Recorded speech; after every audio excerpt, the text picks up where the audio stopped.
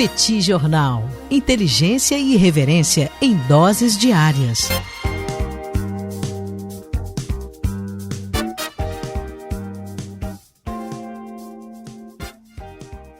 Olá, gente. Bem-vindos, bem-vindas ao Petit Jornal. Esse é o bate-papo número 1030.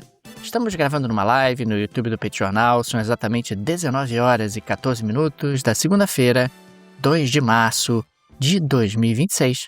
Cá está a dupla de costume, a dupla que você conhece, Tanguy, o Bagdadi, que já esteve mais animado, já esteve mais satisfeito com a vida, mais retumbante, mas o atual momento traz aí enormes preocupações para o professor Bagdadi, que segue tarifado e que segue preocupado. Afinal, eu disse isso há pouco e repito agora porque essa tem sido uma das principais características do professor Bagdadi ao longo dos últimos tempos. Temos também Daniel Souza, que é esse que vos fala. Ao longo dos próximos minutos, vamos repercutir os principais acontecimentos internacionais das últimas horas. Como vai, professor Bagdadi?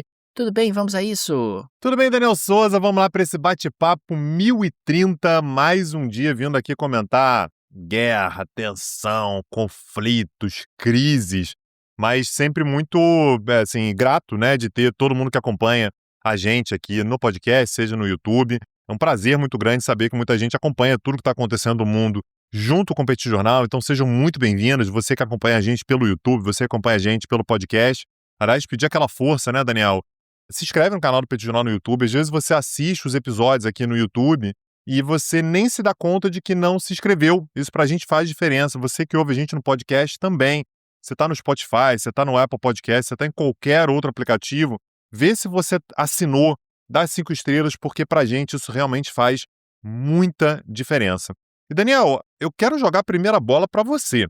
A gente já sabia, mas uma crise envolvendo o Irã, envolvendo o Estreito de Hormuz, tudo isso mexe muito com energia e hoje a coisa se materializou, né? Me conta o que aconteceu. Pois é, Tanguy, no dia de hoje nós já tivemos alguns movimentos bastante preocupantes. Por exemplo, o Catar interrompeu, nessa segunda-feira, sua produção de gás natural liquefeito, após ataques iranianos contra instalações no país.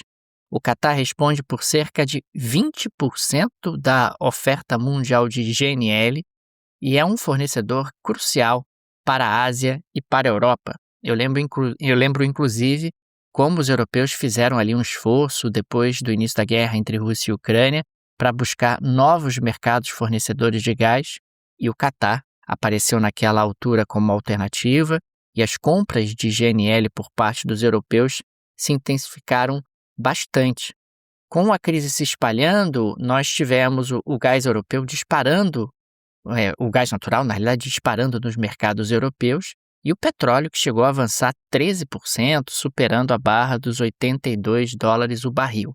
Aliás, a refinaria Ras Tanura, operada pela Saudi Aramco, com capacidade de 500 mil barris por dia, também foi interrompida, teve a sua operação interrompida, depois de dois drones sendo interceptados e um pequeno incêndio controlado.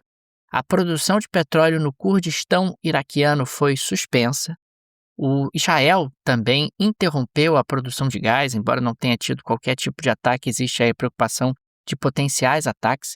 No caso de Israel, é a Chevron que explora ali o campo de Leviatã, que acaba abastecendo a região. E as exportações iranianas também estão sob altíssimo risco. A gente está falando também, Tanguy, de um ambiente onde o fechamento do Estreito de Hormuz está levando ao cancelamento de apólices de seguro para navios petroleiros. E nós temos aí aproximadamente 150 navios que já estão retidos.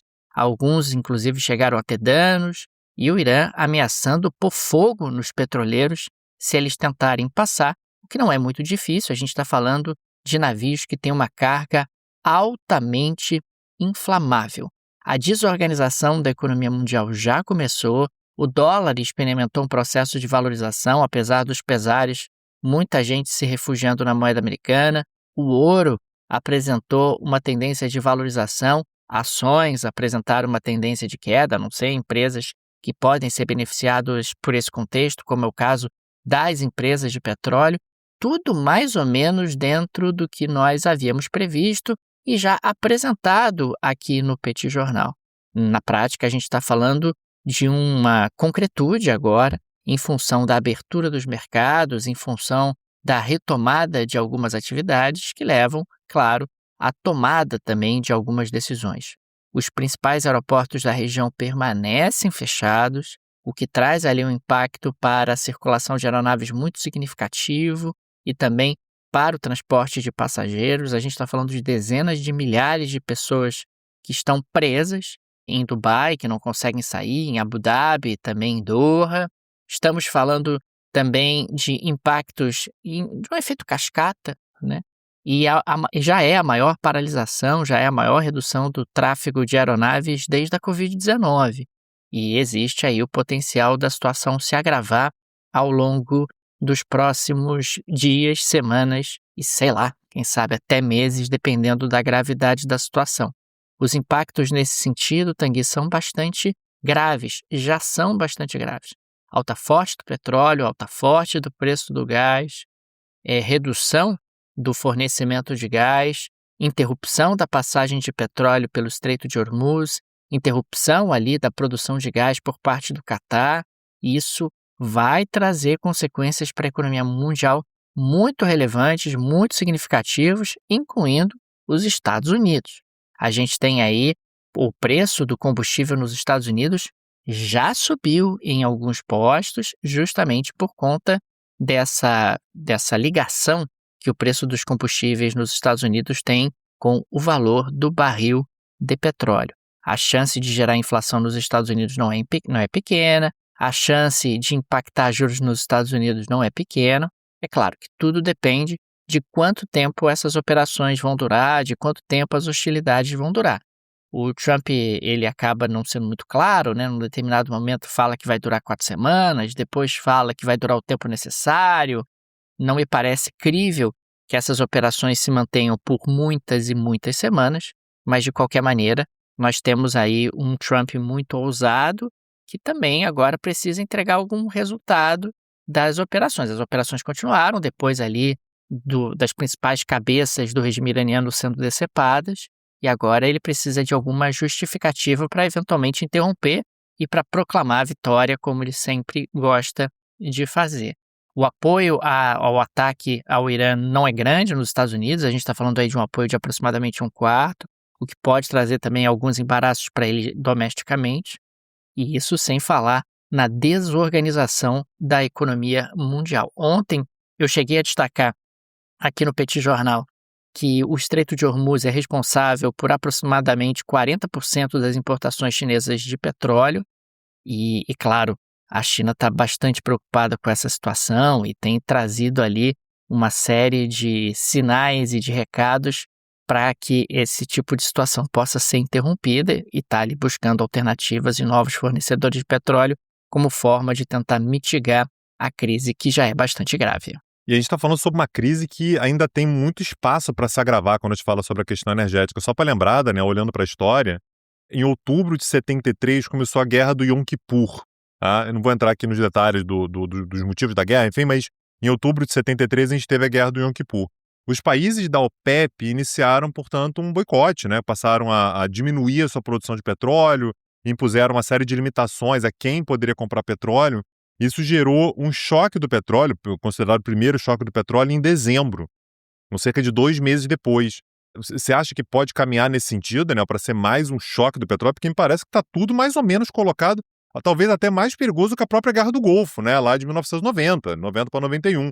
Me parece que o cenário é muito sério, são muitos atores e um país que tem uma capacidade real de colocar medo em todo mundo que quer passar pelo Estreito de Hormuz. Pode sim, Tanguy. A gente pode estar diante de um novo choque do petróleo a depender do que ocorra ao longo das próximas semanas. Quando a gente pensa na Guerra do Golfo, o Iraque é lá no fundo do Golfo Pérsico, né? O Kuwait também. Consequentemente, você acaba tendo ali um impacto regional, como ocorreu naquela altura, mas você não tem um país controlando o Estreito de Hormuz. E ao controlar o Estreito de Hormuz, você impacta a produção dos Emirados Árabes Unidos, você impacta a produção do Catar, do Bahrein, 90% da produção saudita, você impacta a produção do Kuwait, você impacta a produção do Iraque e você impacta a produção do próprio Irã. Me parece que é uma situação até mais grave do que a Guerra do Golfo em 1990, que vai haver uma escalada do petróleo é algo incontornável, aliás, essa escalada já começou e pode ser que nós estejamos diante de uma crise do petróleo de maior gravidade, de um novo choque do petróleo. O que pode salvar, entre aspas, o mundo dessa nova crise do petróleo é a pressão, inclusive, de outros atores regionais para que isso não aconteça, porque existe uma diferença importante no choque do petróleo. Os membros da OPEP estavam todos coordenados no mesmo objetivo. Não é o caso agora, né? Você tem um desses atores que está querendo realmente jogar a sujeira no ventilador como forma justamente de tentar fortalecer o seu posicionamento estratégico e a luta pela sobrevivência do regime, mas você tem ali todos os vizinhos que não têm nada a ver com isso ou que não gostariam de ter nada a ver com isso, gostariam de manter o fluxo regular dos seus negócios, e esse acaba sendo um elemento diferente e importante em relação a choques do petróleo anteriores. Agora, isso tudo mexe com a economia de todo mundo, né? A gente fica pensando assim, mexe com a economia de quem precisa comprar petróleo. Eu não compro petróleo, para mim não vai mexer tanto. Se o preço do petróleo sobe, a sua vida ela é impactada imediatamente. Seus alimentos ficam mais caros, seu transporte fica mais caro, tudo, absolutamente tudo fica mais caro. Isso mexe com a sua capacidade de economizar, com a sua capacidade de pensar, inclusive, no futuro. É por isso que a gente sempre deixa aqui, Daniel, a indicação da Rio Claro Investimentos, que são os nossos parceiros que estão muito de olho em tudo que está acontecendo. Aliás, esse é um diferencial da Rio Claro. A Rio Claro acompanha muito o que está acontecendo mundialmente, porque sabe que não tem como você pensar em investimento somente dentro do Brasil. É importante você olhar para o contexto, né, para o cenário internacional de uma forma geral. A Rio Claro é uma gestora completa. Tudo que você precisa para conseguir pensar numa gestão concreta e robusta para o seu futuro, a Rio Claro faz, né? Desde diversificação de carteira até olhar para a possibilidade de você diversificar para fora do país, tudo com muita segurança, muita responsabilidade e garantindo, né, o cumprimento dos seus objetivos. É você que determina os objetivos da Rio Claro. O link está na descrição desse episódio. Não perde não, conversa com eles, porque o momento é muito, muito sério e é importante você ter alguém que saiba o que está fazendo do seu lado. A gente sempre reforça a informação de que a Rio Claro Investimentos é uma gestora independente de patrimônio, ou seja, ela não vai ficar empurrando para você produtos financeiros, ela não é remunerada dessa forma, o objetivo dela é exclusivamente trabalhar para o melhor interesse do cliente. E a gente está falando de uma economia mundial que está do avesso, da semana passada para cá. Isso mexe com os indicadores, desorganiza realmente a dinâmica de gestão de ativos e é super importante você ter profissionais qualificados ao seu lado.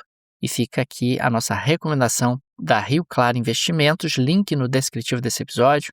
Clique, conheça o trabalho da Rio Claro, você vai gostar demais. Daniel, eu queria falar sobre algumas coisas que vem acontecendo ao longo do dia de hoje. E uma notícia que saiu hoje, na verdade, uma declaração do Irã, me chamou a atenção. O Irã afirmou, no dia de hoje, que ontem, no domingo, Estados Unidos e Israel fizeram mais ataques a instalações nucleares iranianas. Segundo o Irã, as instalações nucleares de Natanz, que já tinha sido atingido em ataques no ano passado, né, em junho do ano passado, foram atacados. Então, segundo o chefe da Agência de Energia Atômica do Irã, Mohammad Eslami, aconteceram 2 ataques brutais ao complexo que está situado ali no noroeste do país. A gente até agora não tinha essa informação, né? O Irã não tinha falado nada, tampouco Israel e Estados Unidos, mas aparentemente, segundo o Irã pelo menos, ataques aconteceram contra Natanz. Lembrando que a questão nuclear, naturalmente, é um pano de fundo importantíssimo para tudo o que está acontecendo. O Trump hoje, aliás, cantou vitória, dizendo que o Irã poderia ter bombas nucleares em muito pouco tempo, o que as próprias agências de inteligência dos Estados Unidos não sustentam, tá, Daniel? Elas dizem que, olha, talvez demorasse aí 3, 4 anos para o Irã vir até o primeiro protótipo de uma ogiva nuclear e tal, mas, de qualquer maneira, segundo Donald Trump, isso era uma coisa urgente, tinha que acontecer imediatamente, então a gente teve esse ataque contra instalações nucleares de Natanz, ainda a ser confirmado, naturalmente, mas segundo o Irã, esse ataque aconteceu. O Líbano, Daniel, segue sendo um campo de batalha importantíssimo. A gente falou sobre isso no episódio que a gente gravou hoje de manhã. Então, o Hezbollah, que é um aliado histórico do Irã, aliás, não apenas um aliado histórico, né? O Hezbollah foi criado pelo Irã, né, no ano de 1982, em meio à Guerra Civil Libanesa. Então, o Irã criou um aliado para apoiá-lo dentro da Guerra Civil Libanesa. Desde então, é financiado de forma direta pelo Irã. Então, o Hezbollah passou a atacar Israel, né? Isso aconteceu de ontem para hoje. E Israel reagiu, aliás, inclusive, segundo Israel, matou de ontem para hoje o novo líder do Hezbollah, além do chefe de inteligência do Hezbollah. Até esse momento, Daniel, segundo a imprensa libanesa, que, repito, não tem relação com o Hezbollah, já morreram 52 pessoas e 154 ficaram feridas somente nessa segunda-feira, né? Então a gente tem mais informações aí sobre como é que essa guerra ela já se regionaliza. Não é que ela pode se regionalizar, ela já é uma guerra regional, não há muitas dúvidas com relação a isso. E outro ponto que eu acho importante a gente trazer, Daniel, que tem um contraste aqui com relação a cenários anteriores, é a posição da Europa e, por consequência, da OTAN em meio a essa guerra. A gente sabe, Daniel, que os Estados Unidos, eles muitas vezes agiram internacionalmente em nome da OTAN, ou pelo menos tendo a OTAN do seu lado. Nem sempre. Então, por exemplo, quando os Estados Unidos invadiram o Iraque, 2 membros importantes da OTAN foram críticos, foi o caso da França e o caso da Alemanha. Os dois foram muito críticos, não aceitaram, não concordaram e tudo. Mas, normalmente, quando os Estados Unidos fazem algum tipo de ação, a OTAN está ali ou participando, ou então dando apoio e tal. E a gente tem um cenário diferente dessa vez. O secretário-geral da OTAN, Mark Rutte, por exemplo, ele elogiou a ação militar conjunta dos Estados Unidos e de Israel contra o Irã, mas disse que, olha, isso aí é Estados Unidos. A OTAN não tem nada a ver com isso, a gente não vai se envolver, não é nosso objetivo. Então não tem nem aquela coisa de, não, pode contar com a gente, precisando aí, pô, a gente está dentro e tal. Isso não aconteceu, então a gente tem um corte importante nesse relacionamento. Aliás, não por acaso, o Trump ele vem se posicionando de forma bastante constante contra essa necessidade, tudo a OTAN está envolvida, que os Estados Unidos têm que financiar a OTAN. Então, quando a gente falava sobre aquele enfraquecimento da OTAN, me parece que a gente tem aqui um estremecimento muito sério da relação entre os Estados Unidos e os demais integrantes da OTAN. Isso ficou materializado hoje quando o presidente da França, Emmanuel Macron, anunciou que a França vai expandir o seu arsenal nuclear. Daniel, tem muito tempo que a gente não ouve falar dos países que têm ogivas nucleares e uma expansão do arsenal. Trump começou a cogitar essa possibilidade, os acordos de restrição a ogivas nucleares que existiam com a Rússia não existem mais, né? Já perderam validade e tudo. Então a França é mais um país que fala agora sobre uma expansão do seu arsenal nuclear, e ele fala também em permitir, potencialmente, que países europeus hospedem aeronaves francesas em missões de dissuasão nuclear. Basicamente, o que ele está falando, Daniel, é você criar como se fosse um guarda-chuva de proteção da Europa com ogivas nucleares francesas. Claro que isso tem um objetivo da própria França. A França se torna, com isso, portanto, a grande protetora da Europa Ocidental, ganha influência, ganha poder na Europa, mas você também tem um cenário no qual a Europa está se sentindo abandonada. É uma Europa que vê a Rússia invadindo a Ucrânia, chegando, portanto, perto da fronteira com a OTAN, uma OTAN que já não tem mais os Estados Unidos. Você tem um cenário no qual os Estados Unidos são cada vez mais ameaçadores, atuam no Irã e ameaçam, né, agir, inclusive na Groenlândia. Então, a Europa começa a olhar para isso com uma certa preocupação, e o Macron, inclusive, anunciou que alguns países poderão, né, abrir a possibilidade de participar de exercícios nucleares franceses. A Alemanha, Daniel, você colocou França e Alemanha na mesma frase. Alemanha, Grécia, Polônia, Países Baixos, Bélgica, Dinamarca e Suécia poderão participar de exercícios nucleares franceses, enfim. E o chanceler Friedrich Merz, né, o chanceler alemão, anunciou a criação de um grupo franco-alemão de coordenação nuclear e a participação de forças convencionais alemãs em exercícios nucleares franceses. E fala-se já numa cooperação concreta já a partir desse ano. Outro país sempre muito preocupado com esse cenário é a Polônia, né? Então, o primeiro-ministro polonês, o Donald Tusk, já afirmou que, abro aspas, com a França e um grupo de aliados europeus mais próximos, teremos um programa avançado de dissuasão nuclear, estamos nos armando junto com os nossos amigos, ele está chamando aqui os europeus de amigos, me parece que dessa maneira você coloca meio que os Estados Unidos em, sei lá, se eles são nossos amigos mesmo, para que nossos inimigos nunca ousem nos atacar.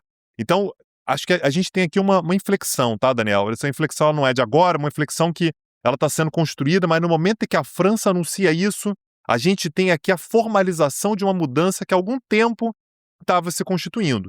E eu queria ressaltar, por fim, Daniel, só com relação a essa iniciativa, que a Dinamarca também pulou à frente e a primeira-ministra dinamarquesa, Mette Frederiksen, anunciou um acordo de dissuasão nuclear estratégica com a França. Eu achei curioso, Daniel, porque quando a Mette Frederiksen ela fala, não, ó, a gente está com a França aí, esse negócio de dissuasão nuclear e tal, do nada, ela fala assim, ó, mas é contra a Rússia, hein? Só para deixar claro, é com a Rússia, não tem nada a ver com Groenlândia, não tem nada a ver com Donald Trump, porque a Rússia, falar que não gosta da Rússia pode, né, Daniel? É contra a Rússia que a gente está pensando aqui e tal, mas olha a frase dela. Esse acordo complementará e, de alguma forma, substituirá a cooperação que temos na área de dissuasão dentro da OTAN. A gente está falando, Daniel, sobre substituição, ainda que parcial, das funções da OTAN. Olha o tamanho da mudança que a gente tem do ponto de vista geopolítico, Daniel, quando a gente fala sobre um cenário como esse. Então, a gente tem uma mudança que agora ela já não é mais uma mudança que acontece de forma muito escondida, né? Ela acaba tomando uma gravidade um pouquinho maior, né, Daniel? E a gente percebe, portanto, como é que essa relação entre Estados Unidos e os membros europeus da OTAN, ela fica bastante estremecida. Tem aqui o ministro das Relações Exteriores da China, isso aqui é um complemento até a uma declaração minha há poucos minutos. Ele instou nessa segunda-feira os países do Golfo Pérsico a se unirem contra o que chamou de interferência externa. Ele destacou que os países devem fortalecer a cooperação regional, desenvolver relações amistosas com vizinhos, manter seu futuro e destino em suas próprias mãos. É claro que quando a gente está falando aqui do posicionamento da China, o que fica claro para mim é que a China não vai intervir militarmente, não vai mandar arma para ninguém, mas pelo amor de Deus, gente, parem com isso porque está atrapalhando o meu rolê, está atrapalhando o fornecimento de energia, o meu petróleo que precisa chegar com regularidade, com bons preços para abastecer a minha economia e o meu crescimento econômico. É bem verdade que a China não deve ter grandes impactos no curto prazo, essa é a avaliação das próprias autoridades chinesas. Afinal, você teve embarques recordes de petróleo iraniano durante o mês de fevereiro, você tem estoques estratégicos elevados e você tem, Tanguy, a Rússia, né? A Rússia que está dizendo ali para a China, China, não se preocupe, o que seria de você sem mim? Eu estou aqui, pronta para fornecer mais petróleo para você em caso de necessidade. Aliás, para quem estiver precisando, tem alguém precisando de petróleo ali? Temos aqui na Rússia. A Rússia fornece com regularidade, com segurança, eventualmente até com desconto, dependendo aí das condições da dinâmica do mercado, embora agora talvez eu ofereça menos desconto, porque, afinal, a demanda tende a aumentar e a gente vai tendo aí a economia mundial se reorganizando. Tanguy, acho que é só o começo e se nós tivermos realmente um prolongamento desse conflito e um prolongamento do fechamento do Estreito de Hormuz, os impactos econômicos vão ser grandes e potencialmente nós teremos aí todo mundo sendo impactado, alguns mais, outros menos, mas quem pode sair beneficiado dessa conclusão toda, dessa confusão toda, é o Vladimir Putin e a sua Rússia. Daniel, só algumas informações do que está acontecendo nesse momento, só para localizar aqui, a gente está gravando esse episódio, são exatamente agora 19 horas e 38 minutos, horário de Brasília, e a gente está tendo nesse momento um bombardeio bastante pesado do exército israelense contra Teherã.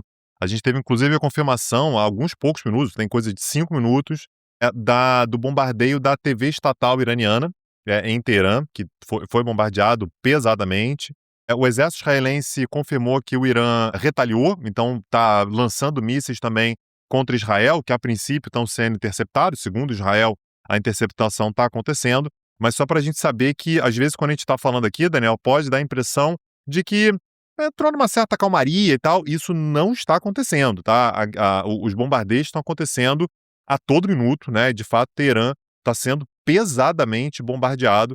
Inclusive, a gente teve uma declaração agora há pouco do Marco Rubio, Daniel, isso também tem alguns poucos minutos, dizendo que adoraria, que amaria, né? O termo foi esse, né? Love, we would love, né? Amaria que os iranianos derrubassem o regime. Então, é meio que o recado se vocês derrubarem o regime aí, até economiza trabalho pra gente. A gente não precisa nem ficar 4, 5 semanas bombardeando, né? De repente a coisa pode se resolver mais cedo. Ô Daniel, na geleia da Shakira de hoje, eu queria, acima de tudo, te pedir cuidado. Você vai mexer com interesses poderosos, né? Com a vida pessoal de poderosos, mas eu sei que você é um cara que não tem medo. Você é um cara que enfrenta. Então, siga em frente, Daniel Souza. Deixando claro que quem está fazendo essa geleia da Shakira é Daniel Souza. Eu não tenho nada a ver com isso. Essa geleia da Shakira de hoje, que é um quadro do magnífico Petit Jornal, que tem entre os seus participantes o professor Tanguy Bagdadi. Então, Tanguy Bagdadi Tá dando interferência, Daniel Souza. É um dos participantes desse magnífico podcast. Pois bem, Tanguy, vamos trazer aqui notícias absolutamente sem fundamento, fofocas, ou digo, informações de qualidade duvidosa, mas o fato é que a Alina Kabaeva, ex-ginasta olímpica russa apontada há anos como parceira de Vladimir Putin, é alvo de nova denúncia envolvendo recursos relacionados ao chamado Palácio do Putin, no Mar Negro. Temos informações sobre esse Palácio do Putin? Não temos. Temos informações sobre o envolvimento da Alina Kabaeva? Não temos. Mas temos aqui fofoca, ou melhor, informação de qualidade. E o que acaba acontecendo, Tanguy, é que a construção da mega mansão às margens do Mar Negro teria custado cerca de 7 bilhões de reais, o equivalente a 7 bilhões de reais, e após a conclusão da obra, você teria tido ali uma sobra de algo em torno de uns 400 milhões de reais, e esse valor teria sido transferido para instituições ligadas à Kabaeva. Mas também, Daniel, 400 milhões de reais não dá pra fazer nada também, né? Não dá pra fazer nada. E aí, o que acaba acontecendo é que o Kremlin nega que a propriedade pertença ao Putin, não tem nada a ver com isso. Formalmente, o imóvel estaria registrado em nome da empresa Investment Solutions, apontada como parte de uma rede de empresas de fachada. Que isso, gente? Empresa de fachada, que absurdo. De qualquer maneira, o dinheiro foi parar lá na fundação ligada à Kabaeva e é simplesmente para realizar investimentos, sei lá, para realizar oficinas com pessoas carentes, pessoas que precisam de ajuda. Tenho certeza que será muito bem empregado esse dinheiro. Não é a opinião do professor Bagdadi. O professor Bagdadi teme que esse dinheiro possa ser surrupiado. Eu não temo. Não. Eu acredito que o dinheiro será usado de maneira correta. Confiança de maneira... com a transparência do Estado russo, e principalmente da senhora Kabaeva, certamente é um mal entendido. E eu fico muito preocupado, Daniel Souza, com você levantando esse tipo de alegação que mancha um pouco a imagem do presidente Vladimir Putin e da senhora Kabaeva, né? Mulher, cara. Quer dizer, ele não quer falar da vida pessoal dele, a gente também respeita, mas Daniel Souza que tá falando isso, se vocês quiserem, eu posso dar inclusive localização, onde é que ele tá, pra onde que ele vai e tudo. Isso tudo pode ser conversado. Daniel Souza, dessa maneira, a gente chega ao fim do nosso episódio. Se você quiser, aliás, saber mais sobre a Rússia, você quer saber sobre a vida pessoal de Vladimir Putin, temos uma aula sobre a história de Vladimir Putin, sobre as relações dele, quem são as filhas dele. Tá tudo lá, não é brincadeira não, a gente tem uma aula mesmo, em que a gente destrincha a vida pessoal de Vladimir Putin, um curso todo sobre a Rússia. A gente tem curso sobre os Estados Unidos, a gente tem curso sobre Israel, sobre o Irã, sobre o Líbano, né, sobre o Hezbollah, sobre tudo que está acontecendo. Tá lá tudo no Petit Curso. Acessa lá, petcursos.com.br. Muitas das coisas que você está curioso para saber certamente estão respondidas lá ao longo do curso. É um streaming, né? Então você passa a ter acesso a todas as aulas já gravadas e mais aulas ao vivo que acontecem toda terça-feira às 19 horas. Fica aqui o nosso agradecimento aos apoiadores e apoiadoras do Petit Jornal, vocês que ajudam a manter o nosso projeto de pé. Fica nosso carinho, nosso abraço, nosso muito obrigado a cada um de vocês. O Petit é uma mídia pequena, não tem nenhum suporte de um conglomerado ou de uma grande produtora, por isso a ajuda de nossos apoiadores é tão importante e por isso registramos aqui o nosso agradecimento a cada um deles. Fica o nosso abraço, nosso carinho, nosso muito obrigado. Fica também o convite, se você gosta do nosso projeto, se ele faz diferença na sua rotina, considere nos apoiar. No descritivo desse episódio tem várias alternativas. Tem a chave Pix, que é uma forma prática e instantânea de apoiar o Petit, dá para ativar o Pix recorrente. A chave Pix está no descritivo desse episódio, tem o link do Apoia-se, o link do Patreon. Tenho certeza que uma dessas alternativas será confortável para você. É isso, Daniel Souza. Amanhã estamos de volta. Um abraço, até a próxima. Valeu. Tchau, tchau. Petit Jornal. Inteligência e irreverência em doses diárias. Acesse www.petitjornal.com.br.